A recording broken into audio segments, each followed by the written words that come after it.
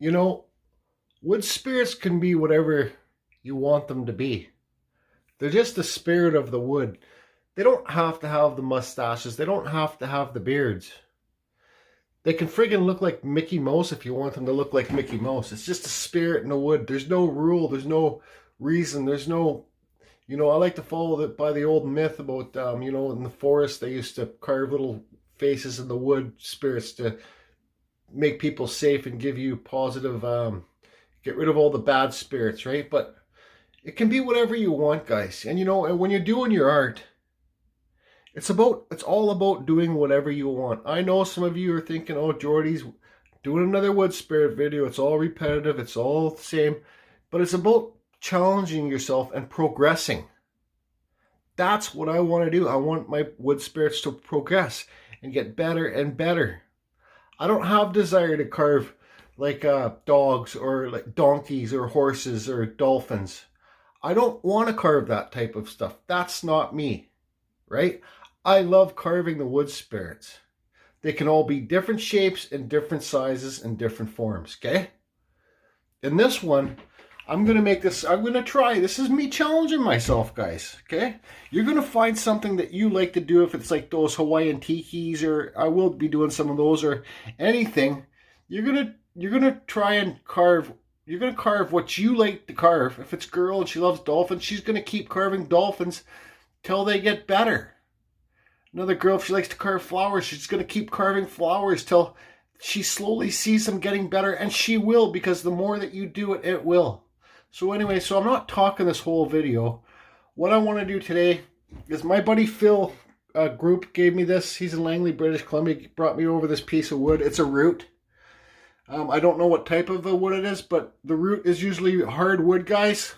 This is a hard piece of wood. It's a piece of driftwood, I believe he found along the river. So I want to try and, I'm sure this is going to be beautiful wood inside here, so I want to try and carve just like a ghost spirit. Just kind of the shadow of a face. I don't know if it's going to have a beard or not yet. I'm hoping not. I don't want to do a beard today. Just like, and then really sand with fine grit the face in the wood. It's just going to be a shadow of a face, guys. I don't know. It might turn out to be a full wood spirit. Who knows?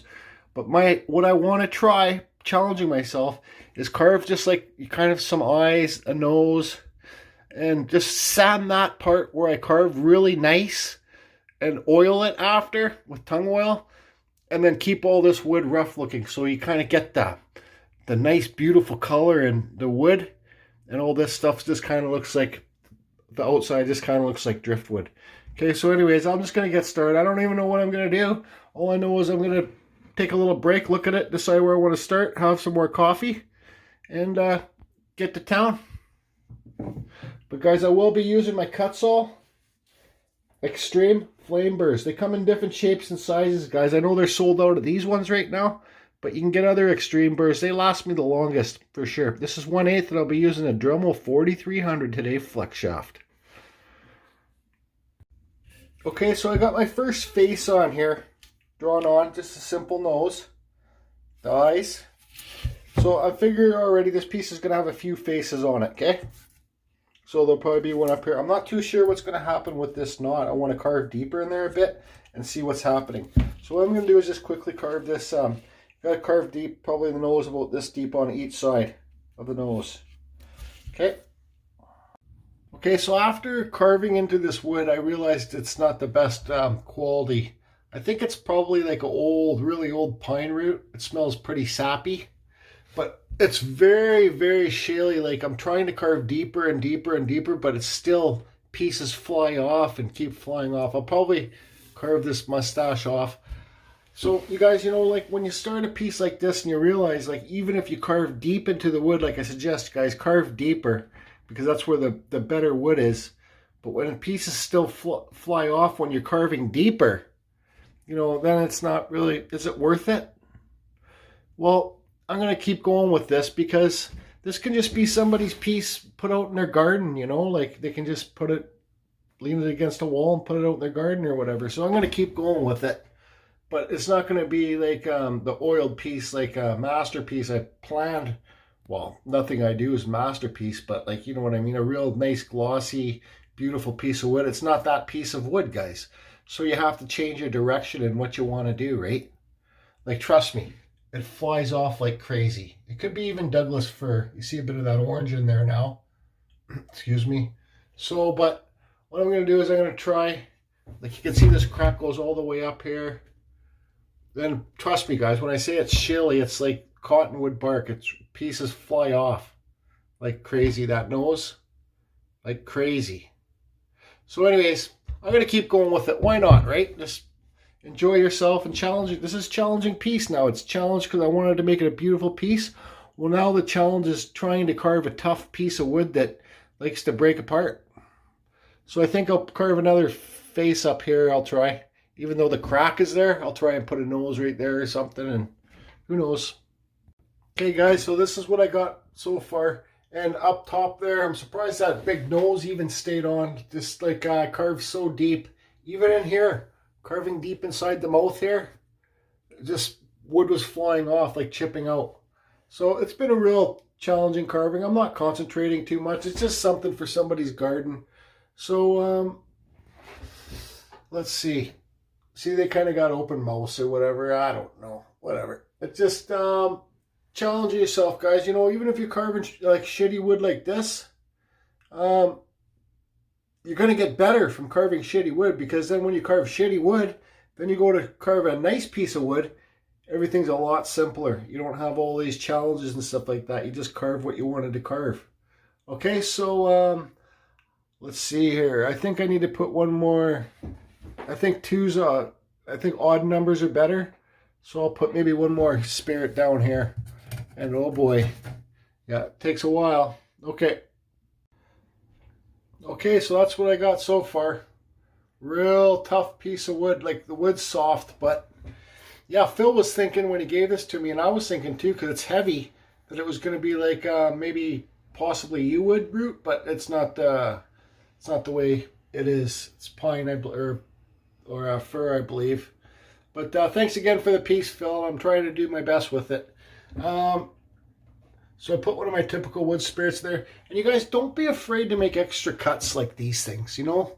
It just kind of opens up the carving a bit more. It gives more people to look at when they're looking at it, right? Because they might see more cut marks like this. They might see something else in there when they're looking at it. Just because I don't see it, they might see something different, if that makes any sense. So this guy's, they got kind of funny mouths and open whatever and stuff coming out. So I think maybe what I'm going to do is I'm going to carve a little ledge in here, carve it deep. So, you know, like say if they have grandkids or kids or even themselves, they can find a special rock to put in there or whatever, right? Because it's kind of like an outside piece.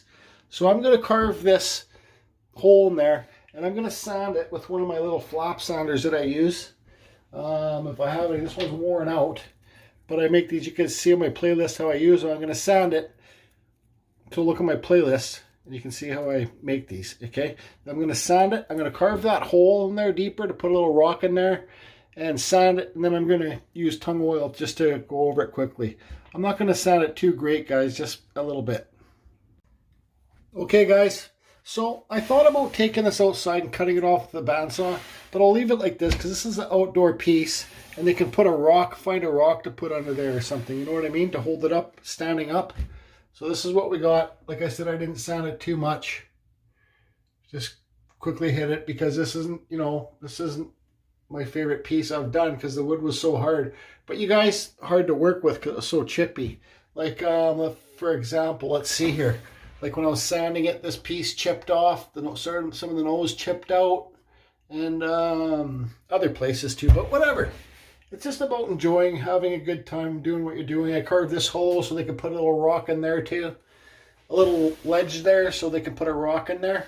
Or whatever they want. So now I'm going to put some tung oil on this. This stuff's more expensive than the linseed oil, I believe. But if I had linseed, I'd use linseed. But this will work. So I'll tung oil and then I'll be back.